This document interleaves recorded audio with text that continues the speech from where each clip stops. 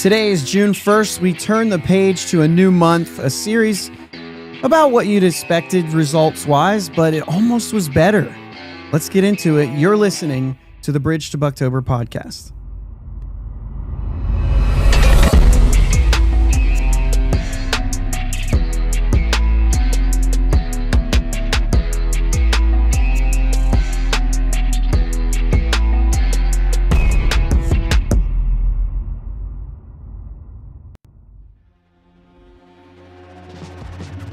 Yins, guys. Thank you for listening to the Bridge to Buctober podcast, where we talk all about them Pittsburgh Pirates and that. My name is Josh, and today I am joined by not Jake, but another friend of ours, OG. What's up, man? Hey, how's it going? Thanks for having me on. This is cool. Yeah, we talked quite a while ago when Jake was kind of missing a little more than usual. And then we met in person for the first time at the NS9 tailgate and everything. Yes, we did. And I said, Jake told me today, hey, man, I'm not going to make it in. And I was like, oh, okay, let's get it going. So, yeah. Tough game today. Of course, you know, I don't know. They're all tough in their own way when you lose. But I think for me, baseball's baseball, and you're going to lose games. And so a lot of times it's fine. But Jake, Martin's already in here.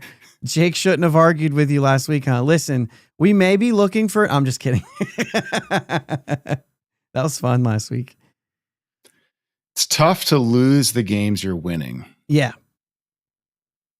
Yeah. And you were lined up, like coming into this, I think I talked on Friday. I said, listen, you're probably taking one of these games. The Padres are good. They've been good. At home, they're really good. And the Pirates played them a lot better than I thought they were going to. And with that last one in hand, that's what made me, although Heaney comes out of that game and I'm like, there's still a lot of game left. Yeah. And they can hit. The Padres, they can hit, and we saw them hit. So you definitely get nervous, and you also wonder, the bullpen decision making always gets called into question when it doesn't work, and it didn't work this time. Yep. So. Yeah, and I'm 100% guilty of that. I imagine if you're listening to this, you're probably thinking you are too. I feel like the days are numbered for Tanner Rainey, and maybe not even if this is the case, but you've got some options to, although they could just send Ashcraft back, but Dowry Moretta should be coming back soon just because he has to, right? And I'll check with Ethan on that, because you said right before we hit record that sometimes there's a little extension that can be added to that 30 days. And so if that's the case, it could be a little bit different than what I anticipated. But his rehab started on May the 6th. He gets 30 days. There's 31 days in May, so that's June 5th, unless there's some sort of extension. But you're looking at this week. And really, he could come back before then, but that's just the last day he can come back. Yeah, Ethan, I forget where I saw it. He brought up that there was some kind of special circumstances for TJ specifically, where you could opt to extend the rehab by an additional 10 days.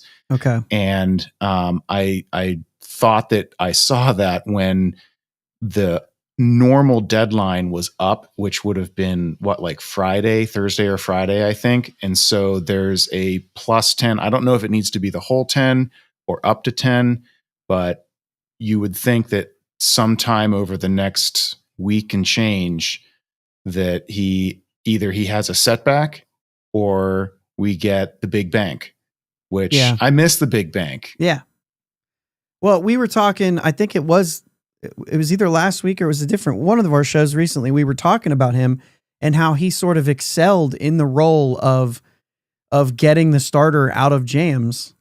And, he's a fireman. You know what I mean? And so that's the thing that we've been missing. And I think it was after the Joey Wentz. That's what it was. It was that show. It was after the Joey Wentz when he came in and gave up the 4 runs, essentially 3 of of the starters and then his, but we talked about it then. But yeah, I mean, that's the thing that you're missing from him, and you hope that it's there still. Obviously, there was rumors that maybe the backward slider wasn't going to come back, and then of course we're seeing that it's there, and something, just those little things you get nervous about with some of these guys, like will they come back full force or not? And it seems like he started off a little slow. He's looked good lately in AAA, so I would think if he comes back, I would imagine Tanner Rainey would be the odd man out in that scenario, specifically because of the 40-man move, right? That, and I don't know what it is, but Don Kelly just seems to really like Tanner Rainey. He's been leaning on him, it seems, quite a bit more than you'd expect. Yeah. Given the quality of the performances. So maybe there's a let's take his favorite toy away. I don't know. But I definitely I'm excited to get Moretta back, just as long as we're getting something close to what we had before he went down to injury, because whatever it was, that backward slider, just the mojo, whatever it was. I mean, he was a fireman. He would come in, he would get you out of a jam, and he was doing it consistently. And maybe it was small sample, maybe, who knows, but we could sure use a fireman. We really could have used one today. Yeah. And I think even going to that, if you use Moretta where they use Sugar, I think then you go to Chase Sugar after that. And he's a guy that has the ability to go 2 innings there. Yeah, and then give you length, and it's good length. Right. And so, yeah, I just think it would set you up. Yeah, Braxton Ashcraft did look good too.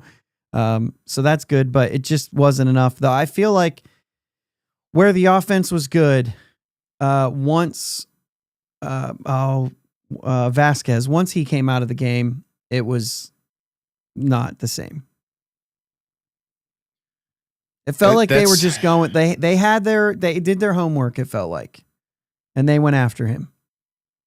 Yeah, and they had I don't know, like in the first they faced him in the earlier series too, and were getting their walks. And he's not a guy that issues a lot of walks, so they seem to have a plan for him.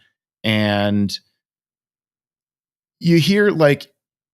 you often hear people say, like, let's get the starter out of the game. Let's get to the bullpen. Well, the Padres have a good bullpen. You kind of want to drag it out a little bit and see what you can get off of their starter. Because if you chase them too early, now you're getting into a deep and quality bullpen, and they're just going to, arm slot you to death. Yeah. And I've heard I can't think of the game that I was specifically watching, but I felt like the Pirates kind of took themselves out of a game. Again, maybe it was the Quinn Priester game, because I felt like they were attacking early because they wanted to get their runs off the starter. And I'm not sure if that was the game or not, but whatever it was, I was like, man, they're really trying to get all their runs off of this guy before he gets out of there. And the guy ended up, because of his pitch count, going longer into the game than what you would have expected, and it actually backfired on him. It seemed like they did, 6 hits. They drew the 3 walks, but 6 hits. And obviously, when you get a couple home runs, granted, Frazier was a solo shot, but when you get a couple home runs, it just changes. If Frazier gets a single there, he probably doesn't score. And, this team just doesn't hit home runs enough to do this.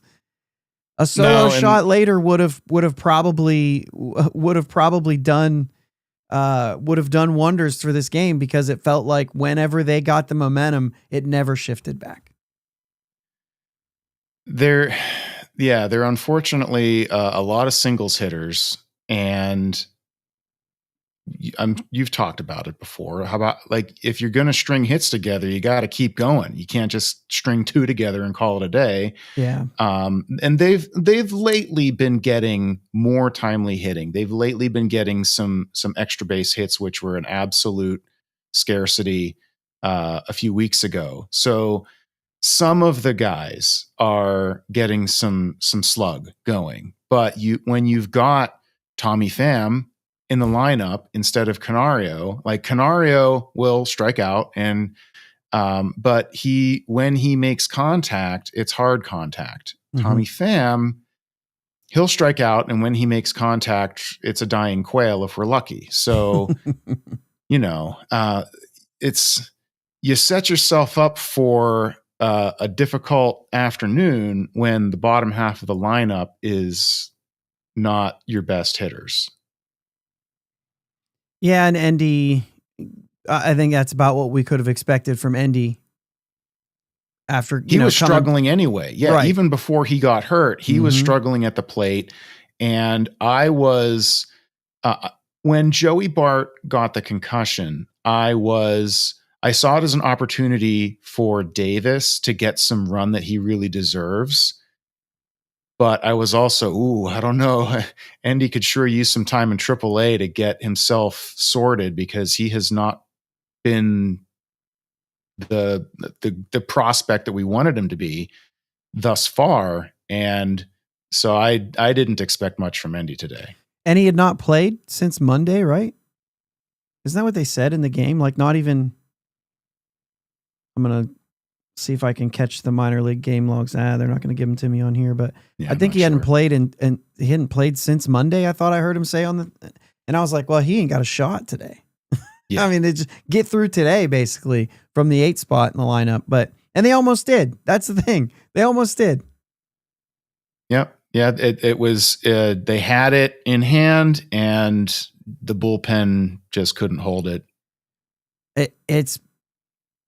That happened so much at the beginning of the year.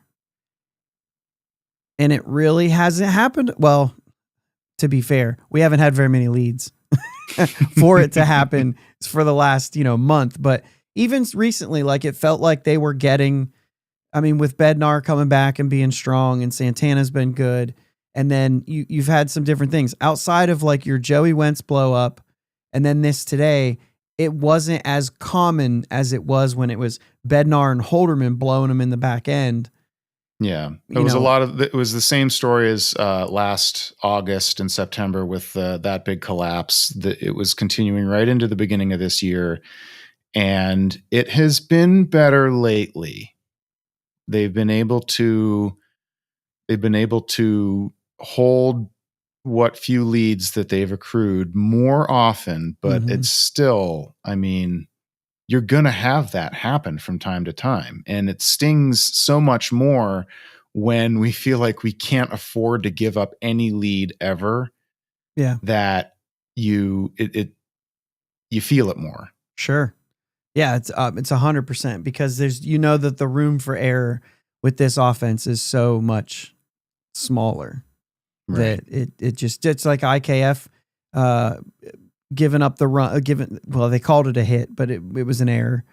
And in the one game, and it just felt like, well, that might do it, and everything feels like it weighs more. And a lot of that is, let's even say, like, the way they started this season, everything is heavier than it would have been had they just been a 500 team. Because then it would be like, well, this is about what we expected. And it's not. And so they feel like they're trying to climb out of a hole. The players are. As fans, we're like, the season's over. We're not, you know what I mean? Oh, we are for sure snake bit. Like it's done. I'll joke I'll joke if it's a nothing game in the third and someone asks how the game's going, it's like, oh, we're losing nothing. Give it time. Yeah. But, and as far as like a season, you are. They won't come back from this. They likely won't even make it to 500. It's just too big of a hole to climb for this roster to climb out of it, especially when you're going to start seeing, as we get into maybe late June and July, they're going to start losing some of these pieces. And it could end up okay if it's the pitching pieces, if they end up, but I don't know if IKF moves. I don't know what shortstop's going to look like, and that might end up hurting worse. I just don't see them climbing back out of this. The only thing you can expect is take away the first 38 games. Were they around 500? Because if so, I think that they did their job, because that's all the more. I sound like a broken record if you listen to this a lot, but that's all the more this roster is. It's a 500 team. So playing to their potential means they're 500 team. So if Donnie Kelly can make him be a 500 team, then that means he's just basically doing what he's expected to do. And like I said, I don't think they'll climb back to that point. But if you look at, take the first 38 away, what did they do after? And as a fan, you look at the standings, you can't just say, what are the standings since May 10th? Yeah, we're 3 weeks into the Don Kelly era, and he's a little underwater there, but he's roughly doing that. And I think you're kind of seeing very gradually a little bit of him finding his footing too. Mm-hmm. Some of the bullpen decisions, we're always going to question those, especially when they don't work. But just comparing it to his first few games, it's looking a little bit more consistent, a little bit more sensical, perhaps. I don't know. Maybe I'm grasping at straws and hoping to see something that's not there, but this is his first time as a skipper, other than when he's, thrust into it because of an ejection here and there, which rarely happened under Derek Shelton. That's right. So he's kind of having to learn on the fly. And, he brought in Gene Lamont, and he's getting all kinds of advice. And so this is a development and growth opportunity for him as much as it would be for a rookie player coming up and getting their first cup of coffee. Yeah, and the other thing that makes it hard is you want to use everybody smart. But if you were smart in some cases, and I think that Tanner Rainey, I think there's a lane for him to pitch in the major leagues. I didn't like today's lane, but there is a need for pitchers like him. He's good enough to at least be there, but mostly mop up, or you're out ahead and you're saving arms and things like that. And there just comes a time where it's like, okay, you could use your bullpen smart, but the way this offense is, they never get way out ahead. And the way the starting pitchers are, they really don't ever get way behind. And so because of that, there's no time that you can pitch a guy like this, but as a manager, you still have to. And so it comes down to the argument that says you have to use the players that are on your roster, all 26 of them. You have to use them, specifically the 13 pitchers. You have to find a way to keep the guys that you want in certain scenarios pitching in those scenarios. And so there are going to be times that Joey Wentz and Tanner Rainey are going to have to pitch. I don't know why they keep putting Wentz into game with runners on base. I can't figure that one out. That's a head scratcher to me. And it was happening with Shelton, and it continues to happen. That's not his role. He can get 3 innings after he blew up those 4 runs. He threw 3 strong innings. Just give him a fresh inning. I think that would be the way I would pitch him. But it comes down to Tanner Rainey's on the roster. He has to be utilized. And so while we can be like that 2020 hindsight, like you said, 2020 hindsight, we can go in and say that was the wrong move. If it would have worked, I think even some of us that pay attention a lot may say they got away with that one. Otherwise, you just don't think about it. He just pitched and then he went out. But when it goes bad, we criticize. And it's like they have to use them all. And at some point, the players on the roster have to step up and do their job. And if they don't, it's something I say a lot to a friend of mine who we go back and forth a lot, but that tells the story of the game. And that's it. You just wish that there were better options, but we know what kind of roster this is. And occasionally there aren't better options when you have, with a day off tomorrow, I'm saying this right now, but for today's game, I still with a day off tomorrow, we could have used them all. Yeah, and there were fresh arms in there. We saw Ashcraft come in. Mm-hmm. Now you could make the same case that he's very green, and bringing him in to a high pressure situation, inherited runners, who knows how he's going to do there versus giving him a clean inning where he's so far shown very, very well. I guess on the other hand, you know, see how he does. Like, this is when you find out, right? Can he do it? I wonder if the Ashcraft situation was more, we'd really like to use him when we can use him for 3 innings, when he can throw 50 plus pitches. And looking back, I'm thinking, well, why wouldn't that have been a role if he could have gotten outs there? I mean, where are we at? We're in the 6th inning, right? We're through the 6th inning. So I guess if you're looking for get me through the 7th inning and then I'll go Santana Bednar again, if that's what you're thinking, then you would say, let's save Ashcraft. But I just don't know why. I don't know why we're doing that. And I've seen a lot of, on Twitter, I put something up about Moretta, and it's fair to say, as we probably don't want to talk for an hour just on one pitching decision today, but I had it's fair to talk about Majinski too, because people say, well, if Majinski was here, they are committed to let him start. He's not going to come up here and pitch in the bullpen right now, no matter how much we want it. And I've kind of accepted that in a way that if he is stretched out to start and they can continue to do this, the value there is good. If it means that he is packaged in with a trade to a team that thinks there's enough there, then fine. That's exactly it. If his value is so much higher, yes, as a starter, 100%. And that could be his value is depth, his value in trade.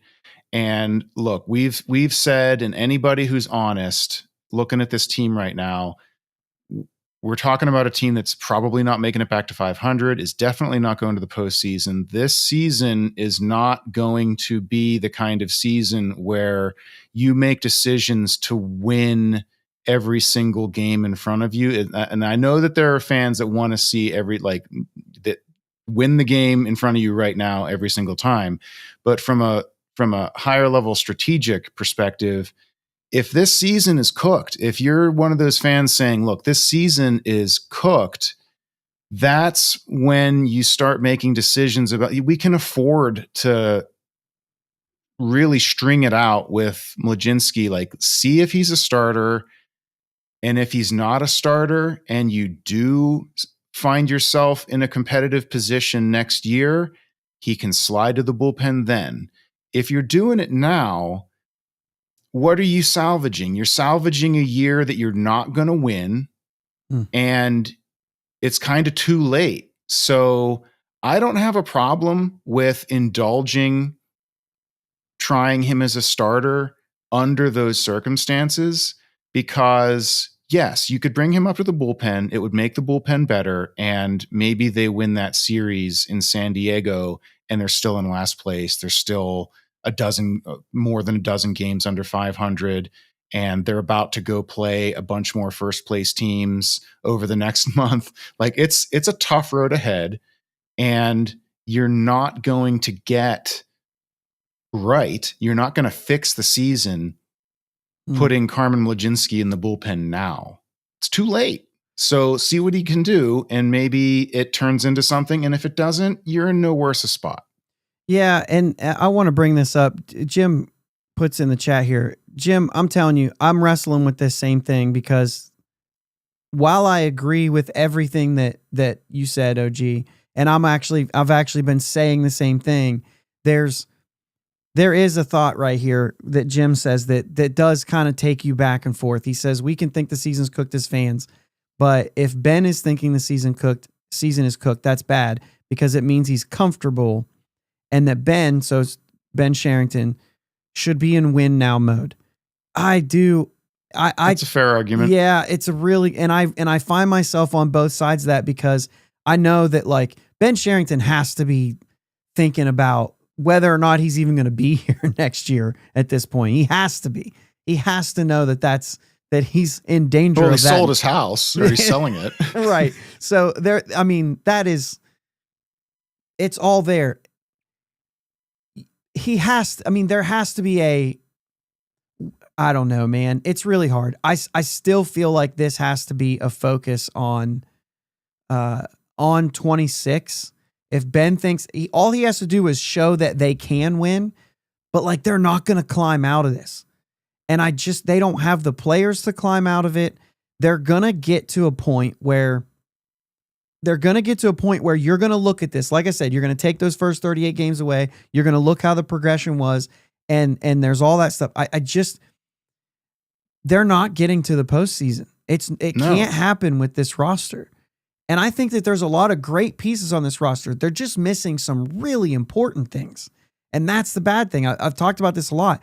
This team came into this season actually kind of deep, but nobody at the front. Like, there's a lot of end of the bench guys. Yeah. And sure they could play, but like if they're not there, I just don't know. But I think that because of the bed they made, if you will, I don't know. Majinski's he's such an easy trade piece. And I'm not saying this to say trade him, but like he could bring the value because there is potential in a starter. I don't think what we've seen so far is his ceiling as a starter. I really like him in the bullpen though, and I wish we never even did that, but I understand what's going on. Part of it I felt was on Majinski, and I was kind of like, it's kind of crappy, but like you get used to whatever. But if it's a guy who has potential in the starting rotation, and at worst case scenario, he's a good bullpen piece, a team would be like, this is a really low risk trade. I will get value out of this player one way or another. And if let's say it's an Andrew Heaney trade, just because that's the easy button. He's going somewhere. And you're saying, we want this guy. And they're like, no, not for a rental player. What if we throw in Majinski? Oh yeah, we might be able to make that happen then. You know what I mean? Like you could get that player that you want just by throwing in this. He's got a lot of control left. I just don't know. I mean, it depends on who the player is, obviously. But if you're close but not there, you might be able to pry somebody that you want by throwing somebody like that, or an Ashcraft, or we could continue to go down the line. There's plenty of guys, a Burrows. There's a lot of guys that they could. But I think with Majinski, out of all those, I think Ashcraft you're starting to see that now.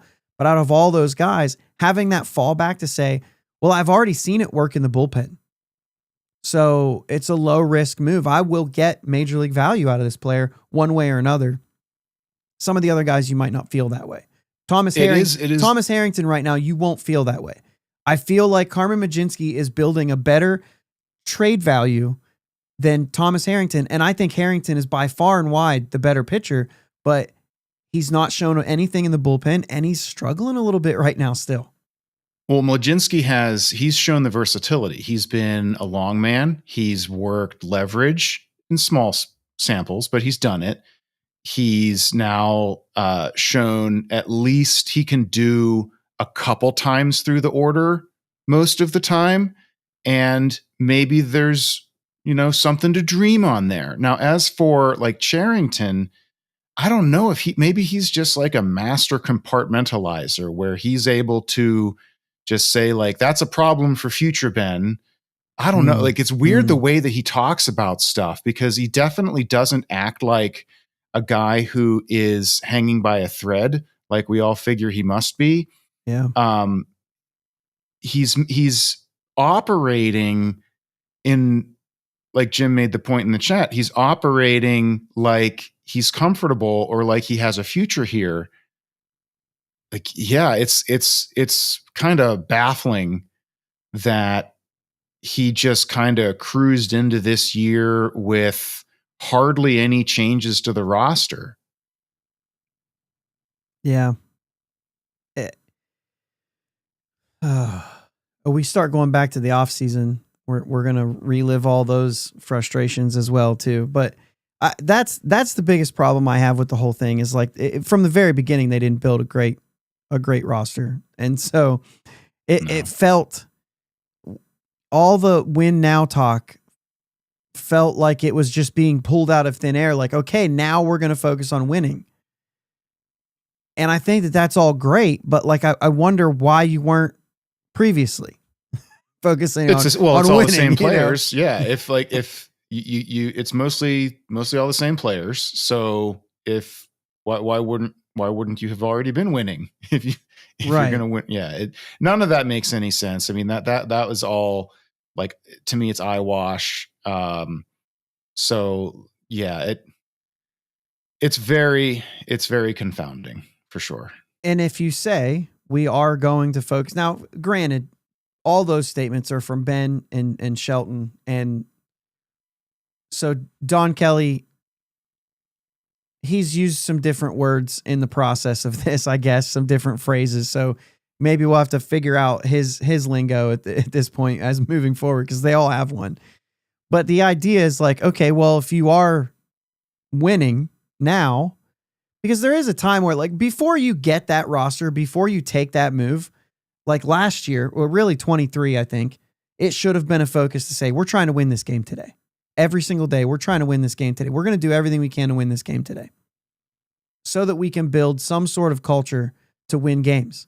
And then in 24, they should have actually gotten the players and then had a core of knowing how to do that. Obviously, they're 2 years now behind on this. I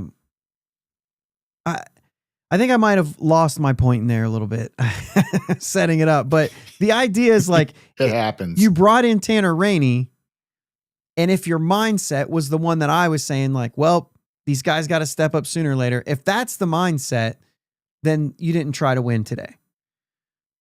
If it's the mindset where you're saying like, well, I think that Don Kelly actually likes Tanner Rainey, then fine. They're trying to win. They think Tanner Rainey can do it. We just don't. So that's where your difference is. So if that's what you're doing to try to win, I had somebody tell me when we were talking about it, and they were saying, what's going on in Pittsburgh? Because it's not a Pirates fan. And I'm like, well, I mean, they built a 500 team and then half of them got injured. And so, and his argument was, well, injuries happen to every team. Mm-hmm. Well, sure. But the teams that were supposed to do good and don't are usually that it's because they couldn't recover from those injuries. It still tells the story of your team. It doesn't mean that it's like, well, yeah, injuries happen, but it shouldn't change your finish line. Yes, it does. If your starters are injured, then that's what happened. Yep. So, injury, underperformance. I mean, they're reasons. They're not excuses, but they're reasons. Right. And so this is, and once again, it can come down to, well, you didn't build depth. Well, not everybody has the luxury of building the depth that the Dodgers can build in their starting rotation. The way that they build it. Like, it's ridiculous. Everybody could get hurt on that team, and they'll be like, well, we're still as good as the Pirates. And they have. Go look at their IL right now. Yeah, it's like they have more payroll on the IL than the Pirates have payroll at all. And it's been like that for like 3 years. They have the ability to build that kind of depth, and not every team does. And it sucks, but it's reality. And I'm not saying that, I guess before I go too far down this path, I'm not saying that like this team was a winning team before Nick Gonzalez got hurt and before, you know what I'm saying? Like they are what they are. They are who we thought they were. And yes, these injuries have had an impact. When you're running guys out there now, say what you want about Adam Frazier, he's been actually fine. But better than expected, really. He's consistent. He's not a great play. He's going to hit you 250. He's going to make clutch plays and come up when it kind of matters, but not other times. And he's okay. He's a good bench player, but it caught us all off guard because we were expecting more.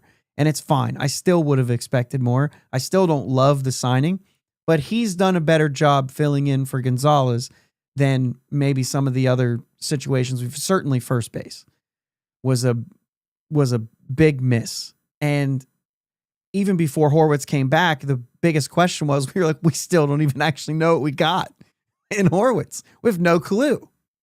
Well, and even with Horwitz, we sort of got the pleasant surprise of Manny Valdez was putting up kind of respectable-ish first base numbers for a bit there until he got hurt. Yeah, he had a couple weeks, right? Yeah, he was an above average hitter by OPS plus, etc. And so you didn't miss Horwitz as much as if it were like Jared Triolo there the whole time. Right. Yeah, that's true. Oh, that's another. Which it could have been. Like he's a guy that they've stood up over there, and he's the worst hitter on the team. Yeah. Statistically. He's even worse than Pham. Yes. Oh, I said that out loud. Except for the, have vowed to calm down.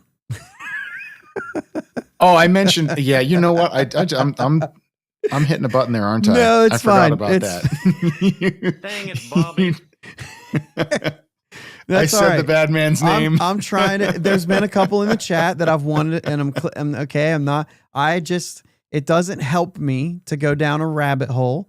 Everybody knows how I feel. If you don't, I got receipts. Go listen to songs or go listen to shows that we've done in the past. So, yeah, it is what it is. We need to talk about, I think, what happened Friday night with Henry Davis at the plate, bases loaded, 2 outs, 3-2 count. And it was a bad call. No matter what way you look at it, it was a bad call. And it was at the worst time that you could make a bad call. All in all, the guy didn't call a terrible game.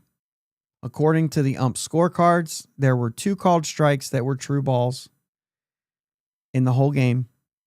But when he messed up big and very impactfully. Very impactfully. And that call right there is, man, that's big. Did you see, this brought it up to mind because it's worth it, but I can't remember the player. But did you see the player who got mad at a called strike and tapped his helmet? Looked at the umpire and tapped his helmet, and they threw him out of the game. Not during. It was a non-spring. It was early in the season. I thought this just happened, or maybe one. Okay, maybe it happened more than once. I missed it. Yeah, there was somebody recently, like within a couple of days, who looked back and like tapped his helmet, and the umpire threw him out, and he went nuts. If there's anybody in the chat that knows this guy's name, oh yeah, right here, Jim Taylor Walls. He went nuts. Yeah. And it was like, oh, and I kind of thought, I didn't know that they had already made this a thing where they're like, you cannot do this once the season starts. Yeah, that's the new, that's basically drawn a line in the dirt level of disrespect, I guess, is that they were probably told you cannot do this. Yeah. Instant getting tossed. And it was real intentional too, because like he thought about it and he reached up for his helmet just to adjust it. And then he looked back and just went like this and just tapped his helmet. And the guy just immediately was like, yeah, you're gone. You're gone. You can't do that. Get out. And then he's like, you're throwing me out. And then they, did their thing. But the challenge needs to be in place next year. And I think that when they do make those bids this offseason, I think this Henry Davis call is going to be one that they show and say, this one should have gotten right. There's a channel I like that I follow on YouTube called Close Call Sports, and they do reviews of questionable calls and ejections. And this one came up on the channel, and they seem to have access to the like umpire grading metrics where they'll look at the where like the actual coordinates of where the pitch came in and whether it's expected to be a ball by the way that they grade umpires or expected to be a strike. And the interesting point that they made in their review of this particular play was that if you go by the average strike zone, it's right there on the apron and it's expected to be a strike, except Henry Davis doesn't have the average strike zone. For him, it was definitely a full ball underneath the bottom of his zone. But this umpire is a call-up. Mm-hmm. He's a AAA ump most of the time. He's a fill-in for somebody who couldn't go. And so here he is in the show, and maybe that's the best he can do. I'm not like, it's no excuse. Like, it's a bad call and it ruined the game. Like, it should have been a tie game at that point. But wouldn't you know it, the quad A umpire, who's up here as a substitute teacher, basically, is calling the average zone when you can't, like, that's not good enough for the majors. And so what bad timing. Only the Pirates, right? This doesn't happen to anybody else. It feels that way. Yeah. It's the guy who goes 3 for 4 in a game with 3 singles to lead off innings and gets stranded on base, but then with bases loaded strikes out. It's kind of like That's going to weigh so heavy. You struck out with the bases loaded. You missed that call with the bases loaded when it could have been a tie game. And it's just the weight of it, right? It doesn't matter if you were good the rest of the game.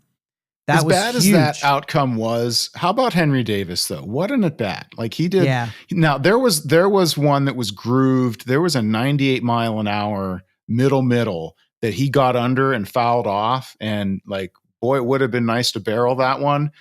But what a big spot. We've seen him get up there and like he's grinding the bat and he's like letting the moment get really big. He's a different guy right now. He looks like the game's not too fast for him. He looks like he is more comfortable. And even though that went as badly as it did, I'm still encouraged by what I've seen out of him these past couple of weeks. He's been putting together some good stuff. Yeah, I've liked it. I want to see it continue. Obviously, that's one of the things, but I totally agree with that. I think that's one of the biggest differences when you look at what he's done. It's not just the results that he's done well. It's the fact that he doesn't feel like there's a chance he's getting sent down tomorrow. And before, it felt like that. I still think he needs to put on some batting gloves, but that's me. I don't understand that. Just well, at least he's got the pad over his bottom hand there, because and he's backed off the plate a little bit.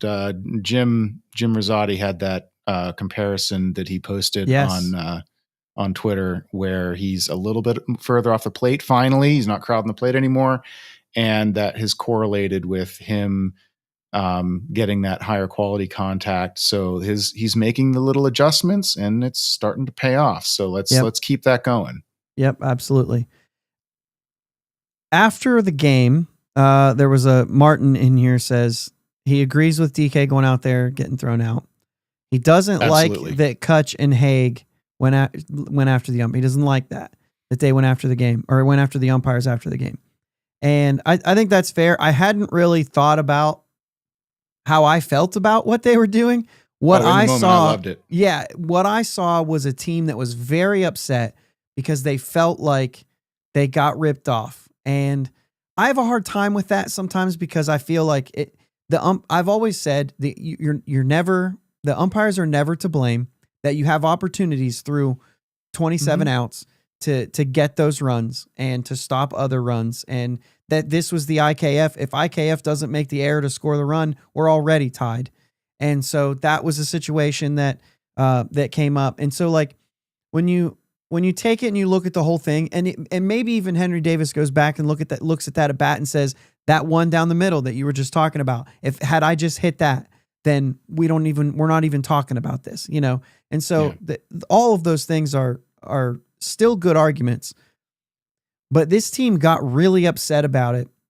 And I think Kutch addressing the locker room with that. And like I said, you can live on one side of the fence or the other with what he said, because he talked about earning respect and how if they had the respect, they would get that call. And the only thing I don't like about that is that you're assuming that that call was made on purpose. If it was an accident, then the respect or disrespect doesn't come into play. If he just missed a call. But it's sort of a galvanizing thing. You know, I don't love the idea of, if that was a strike, he would have. I forget who was that famous ball player. If it was a strike, he'd let you know by swinging at it. Yeah, I do that quote all the time, but the original quote I think was about Ted Williams, but I always forget if that's who it was. Yeah, but the umpire said that. Yeah. So I mean that's one of those like sort of unwritten rules. Like you get more respect, and that, I think there's less and less in that in the modern game than there was back when Maddox was getting balls thrown over the chalk, called for strikes, right, back in the 90s. Or really even at the beginning when Kutch came up. I mean, there was still some of that. It was still lingering around. But like, so I think the team found like they just decided to make that a galvanizing moment, and that's fine. That's no different than a coach going out there and getting run to get the guys fired up. I mean, you can armchair it and say like, well, why weren't you upset when you were scoring 2 and 3 runs a game all month long? Or, I mean, there's a whole bunch of other stuff they should have gotten upset and galvanized over before this, but this is one where they felt like, for whatever reason, this one got everyone fired up. Mitch Keller was hollering from down the stairs in his street clothes, and Kutch is standing up there staring the guy down. And so whatever it was, this hit the nerve. And if they can rally around it, if this is finally the thing that they can rally around and like have an identity with, then okay. But I mean, that's fair to ask, like, where was all of this pride and in fervor when you were getting shut out 9 times before this, all that stuff. So Sure. it's fair, but they're ball players, man. Sometimes it doesn't make sense what gets them fired up. Yeah, exactly. And I think that's where the age-old debate between analytics and not, and there's a human element to the game. And I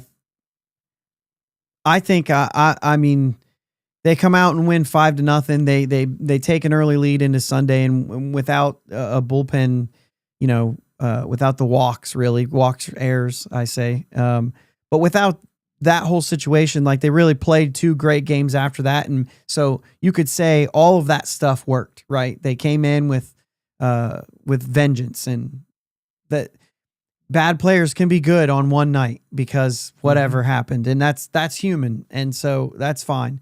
If they used it, one of the things that I kept reading was, I've never seen, I think Noah Hiles said, I've never seen, since I've been doing this, a clubhouse so mad and at the same time all be united in that. And I was like, okay, so maybe something comes of that. Once again, there's still a ceiling to this team, but maybe something comes of that. I mean, we just played the Brewers. We split with them. They didn't look a whole lot better than us. And they're now 8 straight wins. I mean, they are better than what this team is. And that's the kind of thing that you can see from that team. I don't know that you'll see the Pirates. I guess they probably could, if they're all healthy, could win 8 straight, but the pitching staff makes that happen because they don't they don't really have to do a whole lot. It would be one of those lightning in a bottle situations. Right. And that lightning in a bottle stuff, like, you needed to have, that was the lightning in the bottle would be like, you need an entire season of lightning in a bottle, right, in order for the roster as presently constructed to go anywhere. And so and you can't expect that, right? You can't build and say like, well, if we all hit our 90th percentile projections, then maybe we'll squeak into the wild card. Like, it's probably not happening, and we're seeing it. I'm going to take a turn here just because of the chat, and I always appreciate the chat. And so I'm kind of looking at some of the stuff. Shared brought up a point here to say, by showing them their error publicly is what I'm going to kind of tack onto, because I think it kind of comes back in some of these. Martin says they're not embarrassed by all the calls that get overturned. The thing is like, and there was one more that Martin said, something about, umpires are humans. It wasn't a good look to have millionaires that fail 7 times out of 10 yelling about a bad call after the game. The thing about the 7 times out of 10, just to kind of address that, like, that's the bar that's been set. Like, 300 is, I mean, it's a lot harder now than it ever used to be, but like, that's the bar that's being set. The bar for umpires is not failing 7 out of it's like 93, 94% accurate. So like, it's a different game they're playing. They don't have to hit them. They just have to see where it went. And Right. So it's a lot easier to call balls and strikes than it is to hit a baseball and not have the 8 people standing out there field it and get you out. Like, hitting a baseball is the hardest thing to do in any sport. And don't come at me with golf, because I've never seen anybody drive one perfectly down the fairway and some guy come out and just catch it and then you can't finish the hole. So it's definitely harder than golf. They're hitting off a tee. They might as well be in the batting cage. 100%. It's not harder than, I understand the ball's hard to hit solid, but even in baseball, when you hit it solid, somebody could just be standing right there. So it's just not. Not to mention I'm not going to go further than that. But the point is like the bar is set at a different place. And so we could say that, but like failing 7 times out of 10 means you're still doing great. Now, if you're saying that they're failing 9 times out of 10, now you have an argument, because now you're talking about a guy who's hitting 100, and that would make a bigger difference. The umpire that called that game was, I think, 2% above expected or something. And so like he actually, like I said, it's just in the moment. You just can't miss that. It's those times in a game where you expect a hitter to not strike out. And then they bring in a reliever who's throwing 100 and say like, you have to put this ball in play. You cannot strike out here. Shorten up, do whatever you can. It's very difficult, but you have to focus and you have to get it. In that situation, full count, bases loaded, you have to know, like, take a deep breath, because you can't screw this call up. And so like, I expect you to have a little, not that you're not focused on every other one, but I'm focused all the time, but there's an extra level that you have to get to. And I expect that from the umpires too. And I don't think it's crazy to expect that from the umpires. And I think that that's what's been pretty clear across the board from all the things that I've seen. I think the emotion of the situation is what led to the Pirates felt like they had something, and it was pulled away from them. I would have probably, I don't know. It was the 8th inning. I keep trying to run this through my head. Like maybe if it would have given them the lead, they'd have even more of an argument, but they probably didn't, because like that was huge. They knew that they only had 3 more outs after that, and their momentum had just dropped. Well, they had earned all those base runners, and they had also, like, these guys are wearing this season. They know where they're at. 100%. So for them to be in a packed stadium in San Diego with, going toe to toe with, be honest, a contender, and they feel like they have a shot to take a game to start the series against this contender in their house. I get it. Like, I don't have a problem at all with them, like, having that hit a nerve and have it all hit all of their nerves at the same time. Like, I can't fault it. Yep. Miles kind of brings up the same thing, saying some internal frustration in the season to date that really made that moment stand out for the guys. And I think there's a lot of truth to that. And I don't mind it. I think anytime you can find a way to get guys motivated, then you take advantage of that. I mean, like you said, that's why coaches get thrown out of games just for that. I want to back you up so that, first off, you don't get thrown out. Second, so that I have your back and that you're right. And I want you to go out and play with a chip on your shoulder and so on. But I don't know. I think going into this, you had Falter and Cease going the next day. And I know that the players aren't thinking of the next day, but we always are. And so I'm thinking, man, that was a huge swing, because tomorrow doesn't look good. And Bailey Falter just time after time continues to prove me wrong.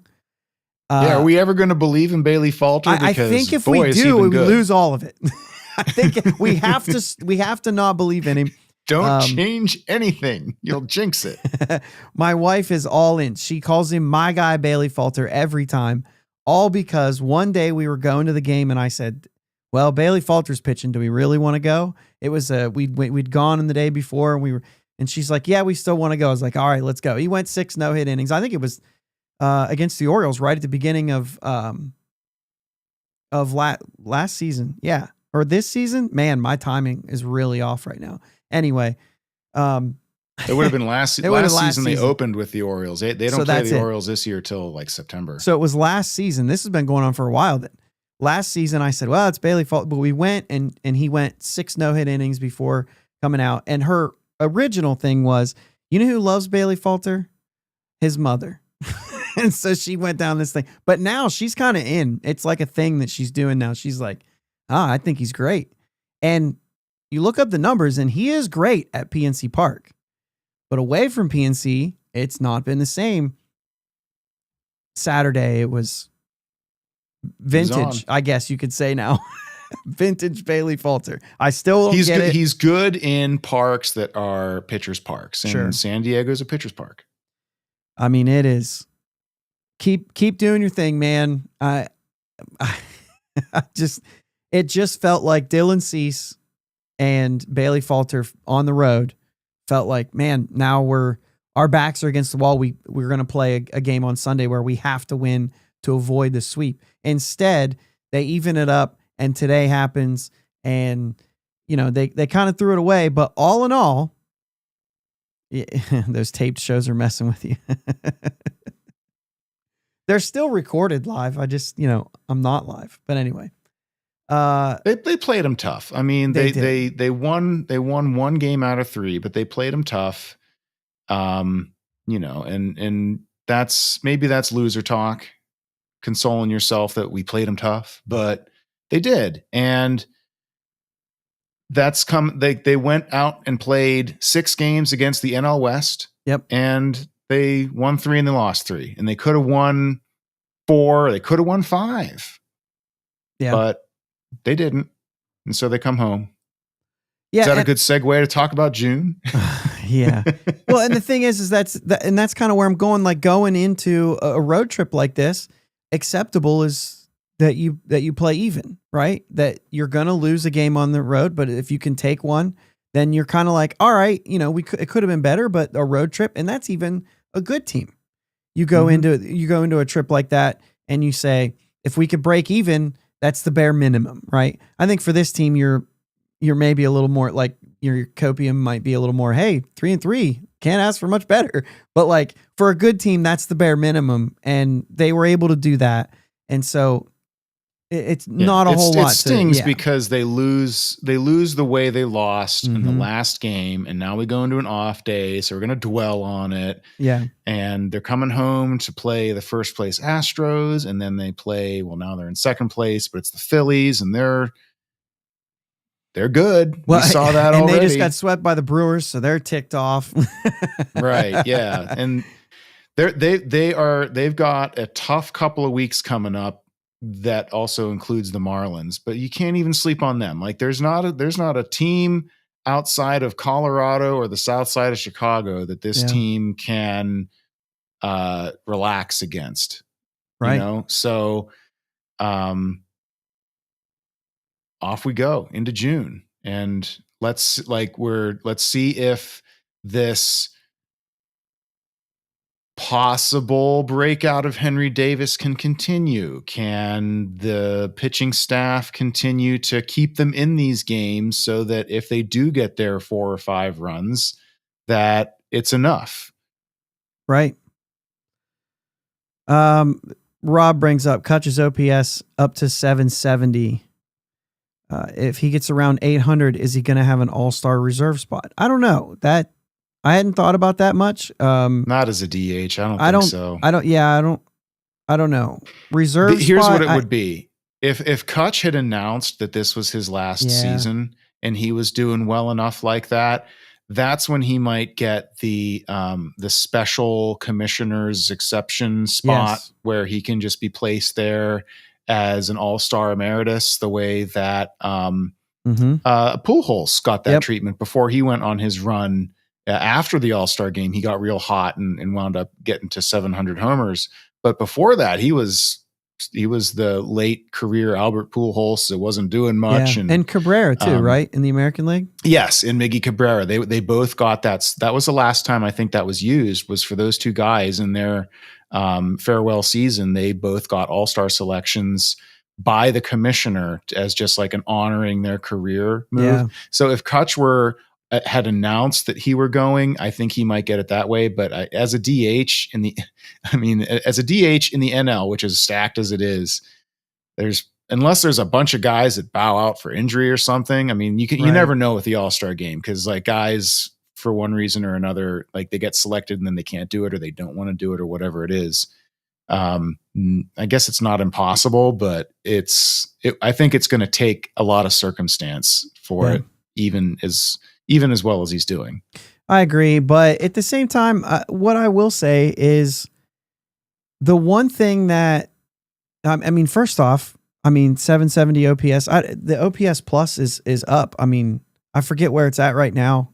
Coming into this, I have a different. It's over $110. Yeah, so like he's not only productive, but you're kidding yourself if you don't believe in the intangibles.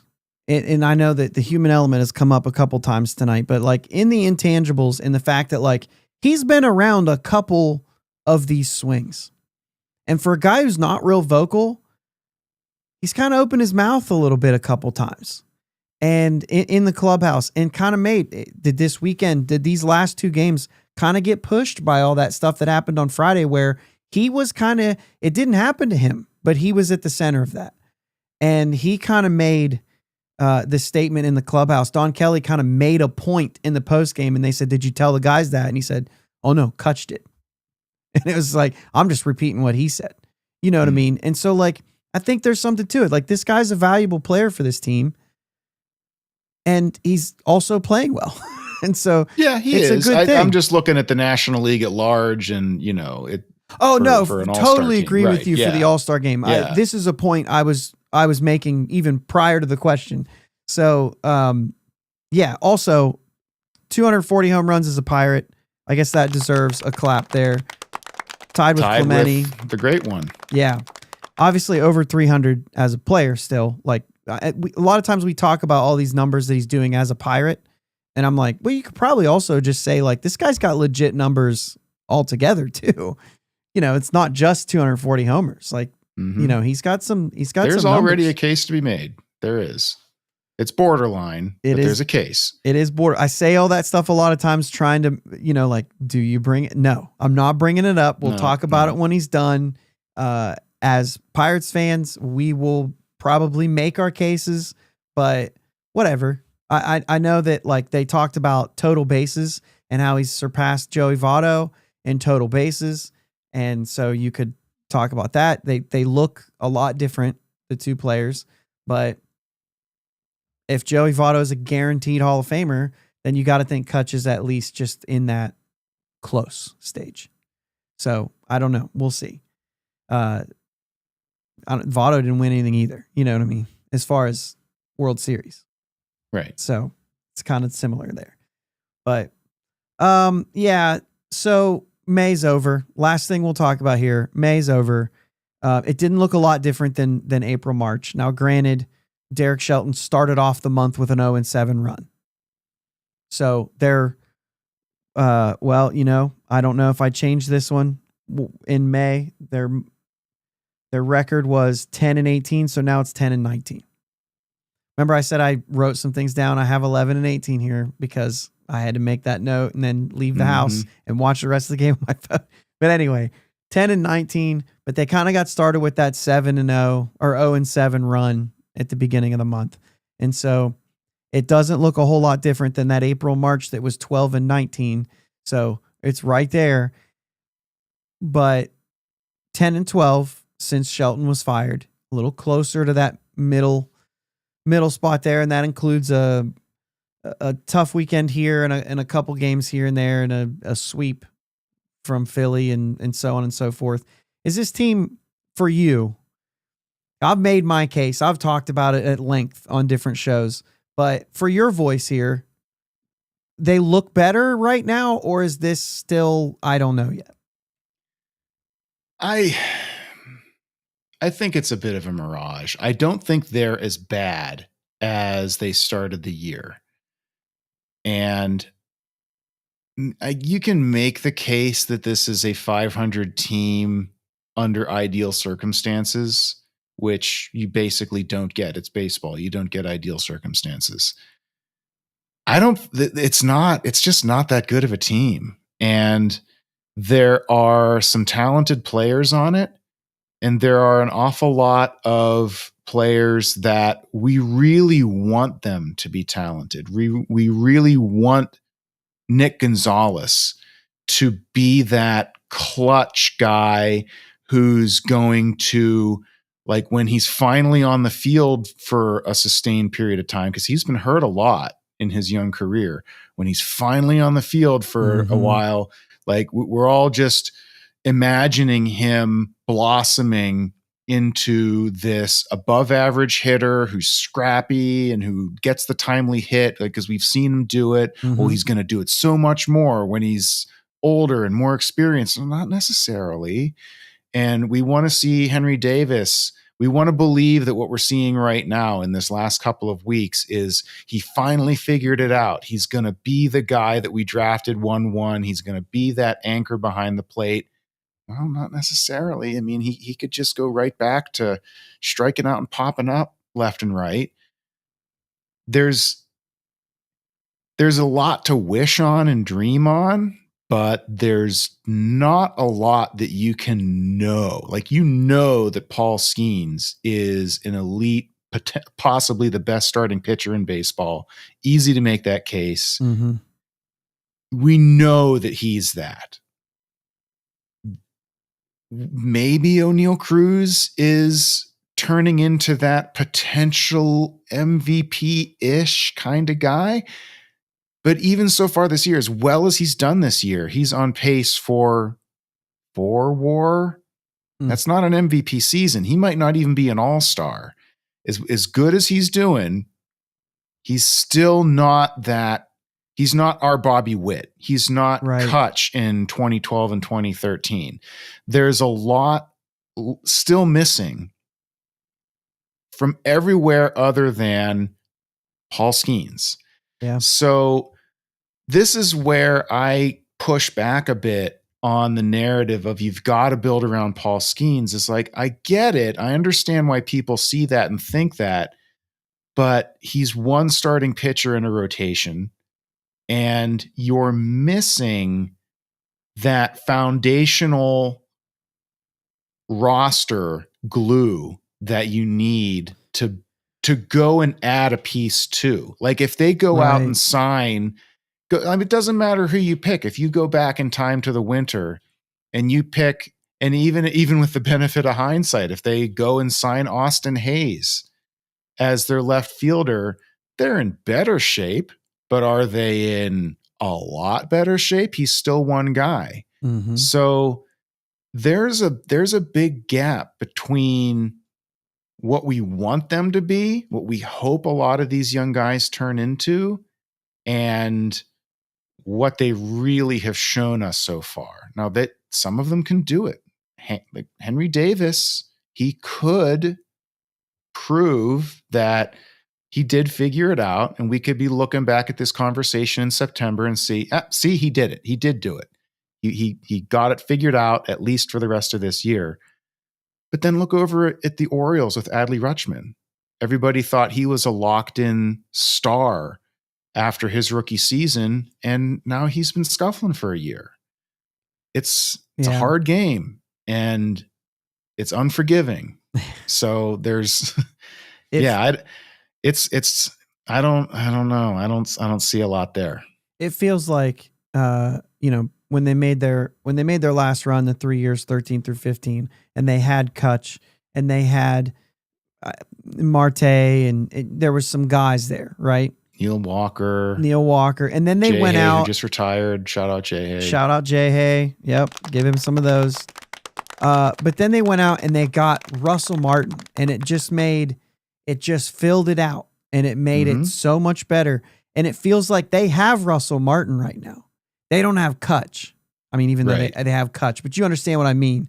Like, they have the Marte. They don't have the Kutch. They have some of the guys that you fill in the gaps with. They don't have the everything else. They don't have the bedrock other than Skeens, and he's amazing. Sure. But they need that in the lineup. They need that potential MVP. He doesn't have to go and win the MVP, but he probably needs to get some MVP votes. Right. And you could say, like, I could see a world where you say that is O'Neal Cruz, but if it is, there still needs to be a complementary player outside of that. And I think it has to come in the way of it has to come in the way of power. And it doesn't matter. Nothing else matters. This team, I mean, there's one team with less home runs than them. And that's, you can't be down there and just say, there's so many things that you have to put together. You don't have Stephen Kwan on your team or Luis Ariz on your team that can say like, well, we can get by because we've got some guys like this. Like you don't, though. You still strike out a lot, like you, as if you have power, but you're missing the actual home runs. And so that's the thing that they're missing. They were missing Reynolds. They really were. Yes. Reynolds being as cold as he was to start the season was a big hit because there wasn't anybody else who was going to step up and fill that role. And so he's like, he seems to be getting back to himself. Everybody jokes about June Reynolds, and it's now June. Yeah. So we'll see if he does it again. Yep. Oh, I think it's already right. I think you're already starting to see the fact that he's heating up. As soon as they went out where it's warmer, I wonder.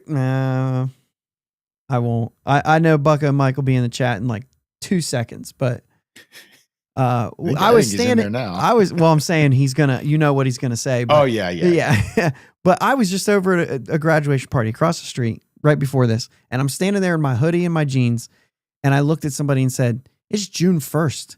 I'm cold right now. What are we doing? Yeah. And I just wonder, like, if June Reynolds is because it's warming up, he's got no prayer. Like, it's just cold. And he goes out to the West Coast where it's warm and he's doing fine. And it's like, wait till you get back here. It's not necessarily warm, but it's supposed to be warmer. I know it's supposed to be warming up. But it's more of tongue in cheek, just trying to be very chilly end of May. Yes. Yes, very much so.